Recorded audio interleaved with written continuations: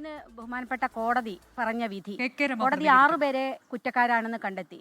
പക്ഷേ കോടതി കണ്ടെത്തേണ്ട കാര്യം ഈ 6 പേർ എന്തിനു വേണ്ടിയാണ് ഈ കുറ്റം ചെയ്തത്, ഈ കുറ്റത്തിൻ്റെ പിന്നിലുള്ള ഗൂഢാലോചന എന്ത്, ആരാണ് ഇവരെ പറഞ്ഞയച്ചത്, അത് കണ്ടുപിടിക്കണ്ടേ.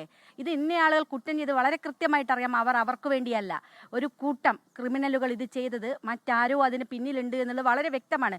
ആ ആളെ കണ്ടുപിടിക്കാൻ പ്രോസിക്യൂട്ടറിന് സാധിച്ചില്ല. ആ തെളിവുകൾ കൊണ്ടുവരാൻ വേണ്ടി അതിനകത്തേക്ക് വിധി കൊണ്ടുപോകാൻ ആ ജഡ്ജിക്കും സാധിച്ചില്ല.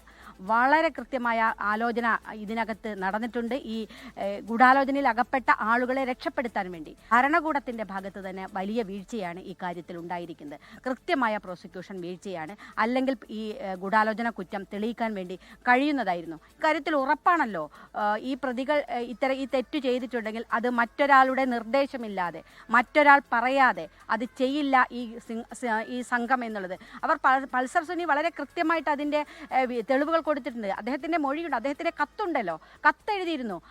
പിന്നെ ഈ ദിലീപ് പറഞ്ഞിട്ടാണ് ചെയ്തത് എന്ന് വളരെ കൃത്യമായി പൾസർ സുനിയുടെ കത്തുൾപ്പെടെ ഉണ്ടായിട്ടും അതൊന്നും എടുത്തിട്ടില്ല, തെളിവായി എടുത്തിട്ടില്ല എന്നുള്ളതാണ് ഈ കാര്യത്തിൽ. അപ്പോൾ വളരെ കൃത്യമായ വീഴ്ചയാണ് പ്രോസിക്യൂട്ടറിൻ്റെ ഭാഗത്തു നിന്നുണ്ടായിരിക്കുന്നത്.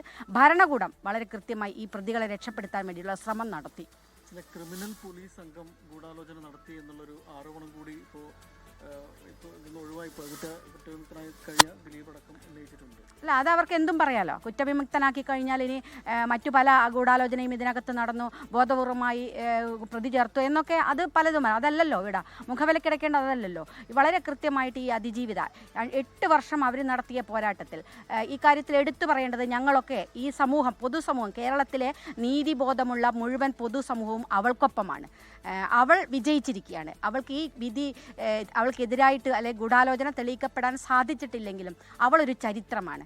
അവൾ നടത്തിയ നിശ്ചയദാർഢ്യമുള്ള ആ പോരാട്ടമാണ് ഈ കേസ് ഇതുവരെ എത്തിച്ചത്. ഏതായാലും ഇനിയും കോടതികളുണ്ട്, അവിടേക്ക് പോകുമെന്ന് പ്രതീക്ഷിക്കാം. വിധിയുടെ മറ്റ് ഡീറ്റെയിൽസ് അറിയില്ല. പക്ഷേ തുടക്കം വളരെ നിരാശാജനകമാണ്.